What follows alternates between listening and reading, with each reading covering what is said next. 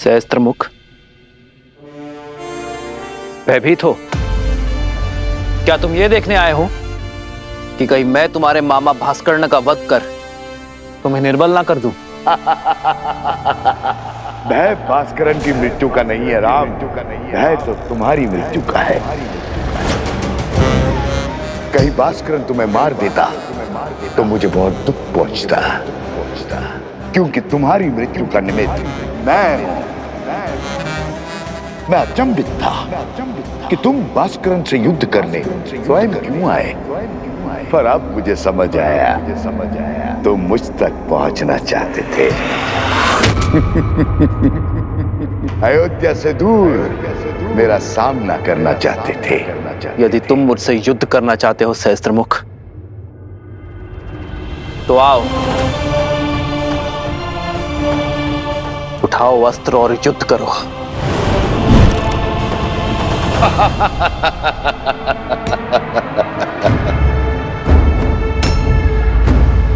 मेरे शस्त्र सदा मेरे साथ रहते हैं राम। मेरा मुख मेरा धनुष है जो सहस्त्र दिशाओं में है।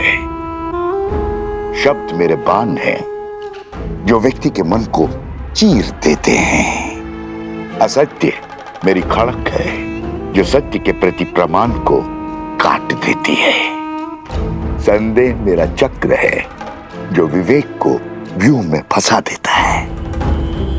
अविश्वास मेरा भाला जो धर्म की छाती चीर दे। बोलो राम, है इतने शस्त्रों से सामना करने की क्षमता? है मुझे मार्ग से हटाने की शक्ति? है मेरा वध करने का सामर्थ्य?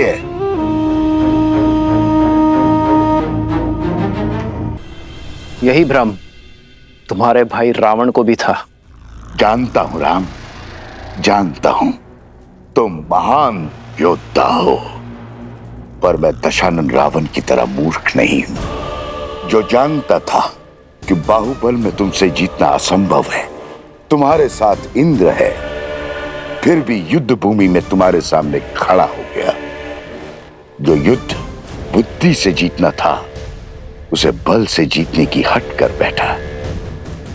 प्रचंड घने वृक्ष सरलता से कट जाते हैं राम, पर मैं सारे जगत में उगने वाली घास हूं जो दिखती तो निर्बल है पर होती अनंत है। मुझे एक जगह से उखाड़ोगे तो मैं सहस्त्रों जगहों पर उग आऊंगा। मेरा खून बहाओगे तो मैं रक्त बीज बन जाऊंगा। तुम्हारे बल से तो मैं परिचित हूं। अयोध्या वासियों का दूषित मन मेरे बल का परिचय है। रघुकुल के सत्य के प्रकाश में असत्य के अंधकार का अंत निश्चित है सहस्त्रमुख। इस राम राज्य की कल्पना सारा संसार कर रहा है। वो अयोध्या में कभी स्थापित नहीं होगा राम। प्रहार करने वाले के हाथ तो रोक दिए जा सकते हैं, किंतु बोलने वाले मुख को नहीं रोका जा सकता है। मैं सहस्त्र रावण अपने सहस्त्रों मुंह से अयोध्या में हाहाकार मचा दूंगा। तुम्हारे मंत्रियों और अधिकारियों में लोभ और लालच भर दूंगा। प्रजा के मन में अविश्वास और संघर्ष का बीज बो दूंगा। परिवार को ईर्ष्या और द्वेष दे दूंगा। राज्य में विद्रोह उत्पन्न करूंगा। धर्म की धरा पर अधर्म के पुष्प कभी नहीं खिल सकते सहस्त्रमुख। तुम्हारे विष की गगरी मेरे नगरी में कभी नहीं छलकेगी, क्योंकि मैं इसी क्षण इसी स्थान पर तुम्हें बांध दूंगा।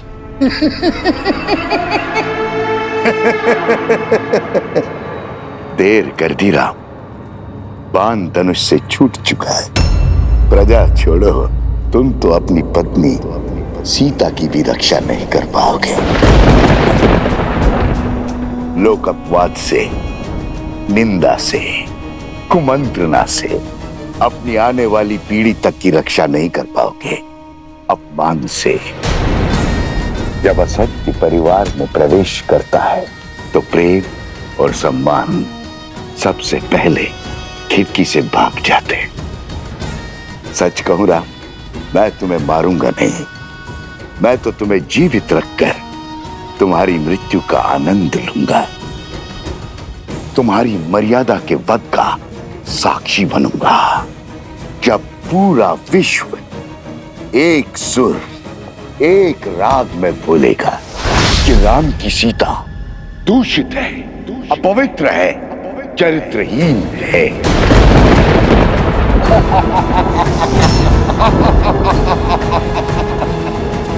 पापी, तूने मेरी माता के लिए अपशब्द कहे।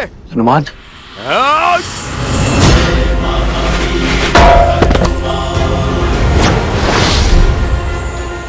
बहुत हुआ तेरा छल, अब तू देखेगा सीता माता के पुत्र का बल। तेरा इसी क्षण अंत कर दूंगा मैं, तेरे लोक अपराध का, तेरे भ्रम और तेरे असत्य का। या तो तुम महाबोले हो या महामूर्ख हो वानर। इतना भी नहीं जानते असत्य को जितनी ऊंचाई दोगे वो उतना ही बलवान होता है, उतना ही शीघ्रता से फैलता है स्वर्ग। राघव की पत्नी दूषित है, दूषित है, दूषित है। राघव की पत्नी दूषित है, दूषित है, दूषित है।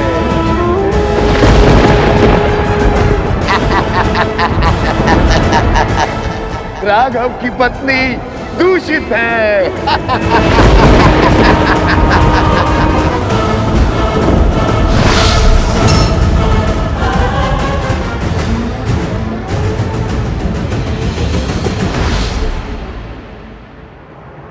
सीते,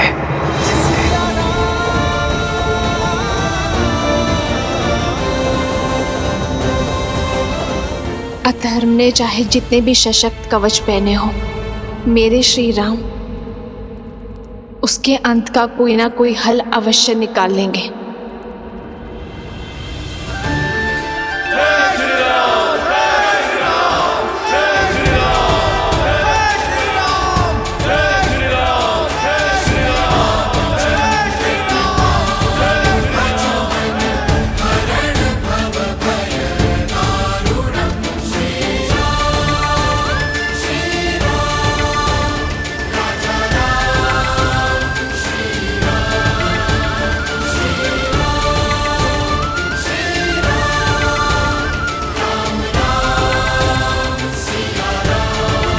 सामर्थ्य की जय जयकार होती है क्या भैया? हाँ, अन्यथा जो हुआ है उसके बाद राम सिया के जय जयकार के योग्य है क्या?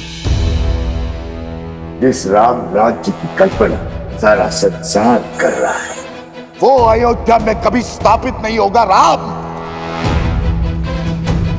तुम्हारे मंत्रियों और अधिकारियों में लोभ और लालच भर दूंगा, परिवार को ईर्ष्या और द्वेष दे दूंगा, राज्य में विद्रोह उत्पन्न करूंगा।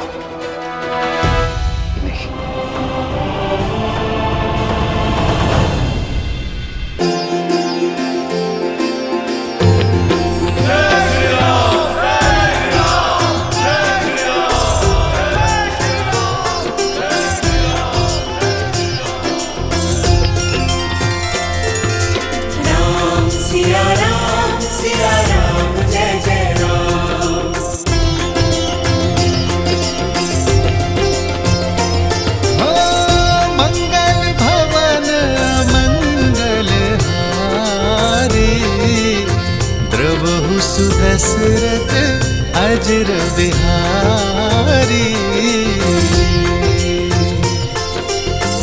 सीता राम चरित अति पावन, मधुर सरस अरु अति मन भावन।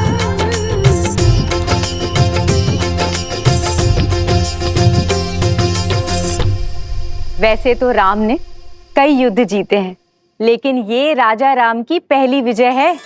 माता, आपको देखना चाहिए था कैसे भैया ने उस दुष्ट भास्करण का वध किया। ना वो धरती पर था और ना ही वायु में। हनुमान जी के सहयोग के कारण हनुमान जी ने इस युद्ध में भले ही सैनिक ना बनकर, परंतु भैया का सेवक बनकर अपना पूर्ण योगदान दिया है। उनके बिना ये विजय संभव नहीं थी, है ना भैया? इतना विनम्र मत बनो लक्ष्मण। मेरी वीरता की गाथा बताने में अपना शौर्य छुपा बैठे। संहार दमन को कितने साहस के साथ मारा है तुमने, और भास्करण का वध करने में अपने प्राण तक दांव पर लगा दिए। ये विजय केवल राजा राम की नहीं, समस्त अयोध्या की है। और अयोध्या इसी प्रकार हर युद्ध को जीतेगी, फिर चाहे वो युद्ध भीतर का हो या बाहर का। राम सिया राम सिया राम सिया राम, राम सिया राम सिया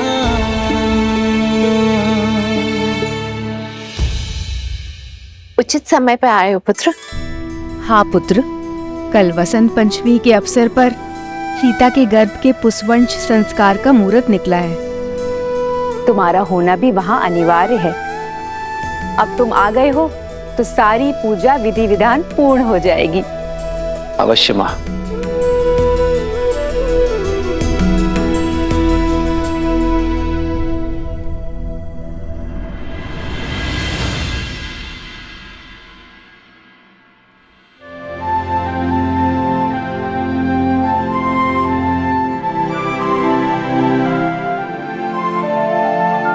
चौंकिए मत,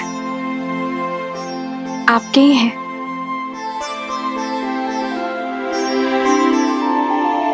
कौशल्या माता ने दिए। कह रही थी जिन खिलौनों से पिता खेले हैं पुत्र भी उन्हीं से खेलेंगे। वैसे राजा बनने के पश्चात आप एक वचन भूल सा गए हैं आर्य। कैसा वचन सीते? वही जो विवाह के समय दिया था। आधा अंग है हम एक दूसरे का, सुख के साथ साथ दुख और चिंता में समान भागीदार है। तो बताइए ऐसा क्या है आर्य जिसने आपकी विजय की मुस्कान को धुंधला कर दिया है?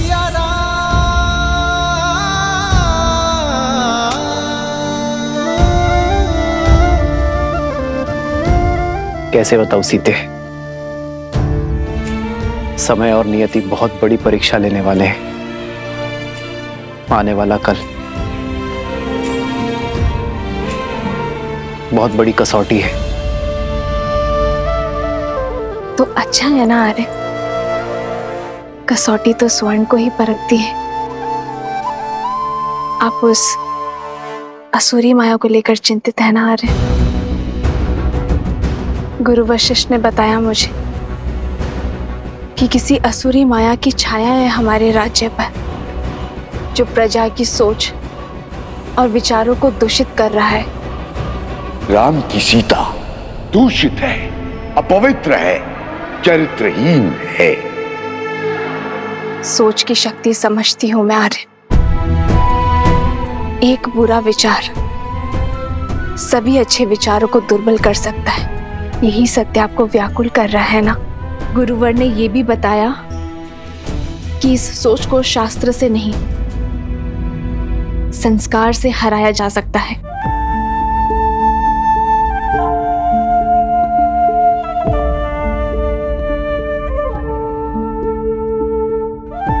गुरुदेव ठीक कहते हैं सीते। संस्कार की शक्ति ही मन को स्थिर कर सकती है, किंतु यह इतना सरल नहीं होगा। जैसे पके हुए घड़े पर माटी नहीं चढ़ाई जा सकती, वैसे ही एक व्यक्ति के युवा हो जाने पर उसके संस्कार नहीं बदले जा सकते। संस्कार बालकों को दिए जाते हैं सीते, युवाओं को तो शिक्षित किया जाता है। और अब मैं भी वही करूंगा। अपने राज्य को, अपनी प्रजा को शिक्षित करूंगा, क्योंकि विद्या ही अब एकमात्र मार्ग है।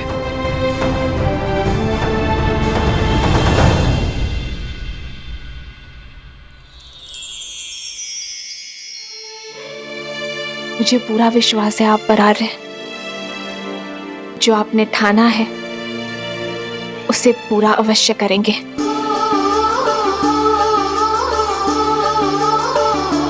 तुम्हारे साथ के बिना ये सब संभव नहीं है सीते।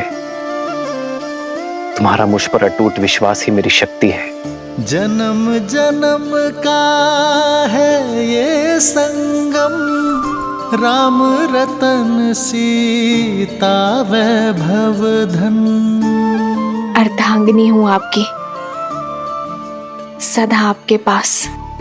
हम दोनों मिलकर सब संभाल लेंगे। आर्य, हम दो नहीं सीते, हम तीन। हमारे प्रेम और संस्कार का संगम है ना हमारे साथ। राम सिया राम सिया राम सिया राम, राम सिया राम सिया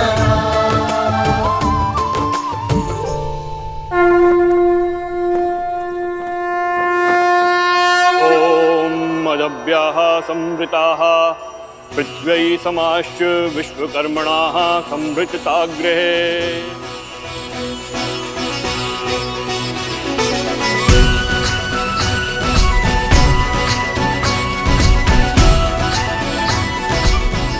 पुत्री, ये किलोई भस्म है। इसे अपने दाहिने हाथों से अपने नाक के ऊपर लगाओ और श्वास के साथ भीतर लो। किलो की ये गंध तुम्हें और तुम्हारी संतान को स्वस्थ रखेगा। मंगल भवन अमंगल हारी, द्रवहु सुदशरथ अजर बिहारी।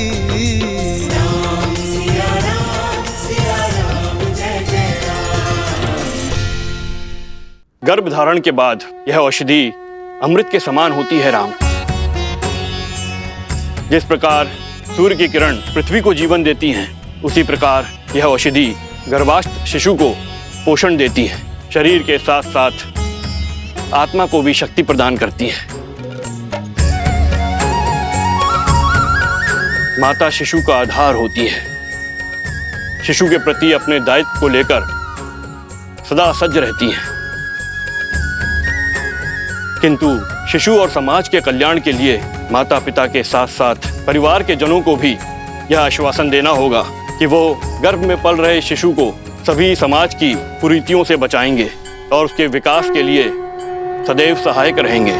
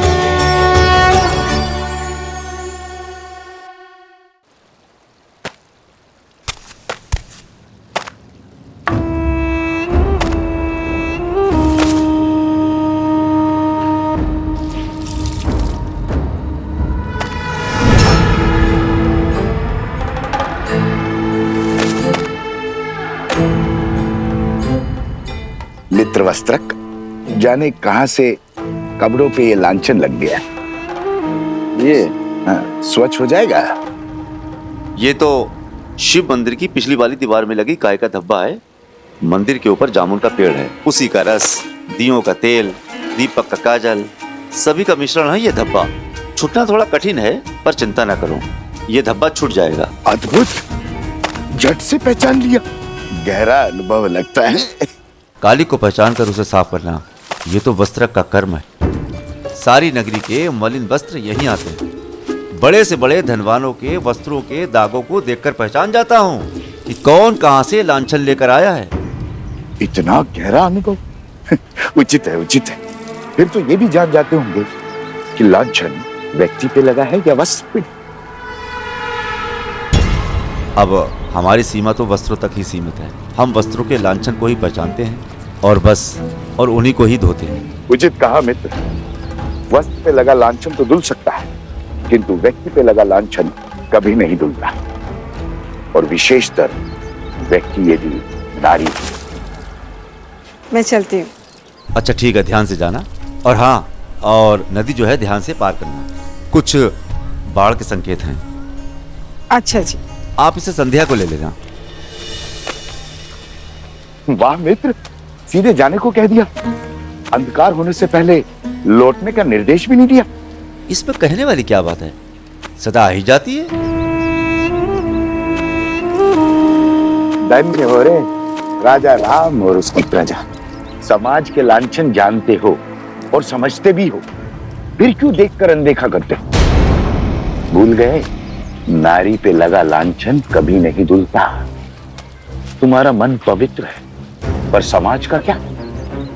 जंगल में मोहर नाचेगा तो कहां देखने जाओगे?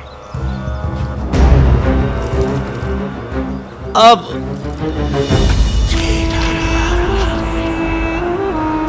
अरे ऐसा है, दिन ढलने से पहले आ जाना।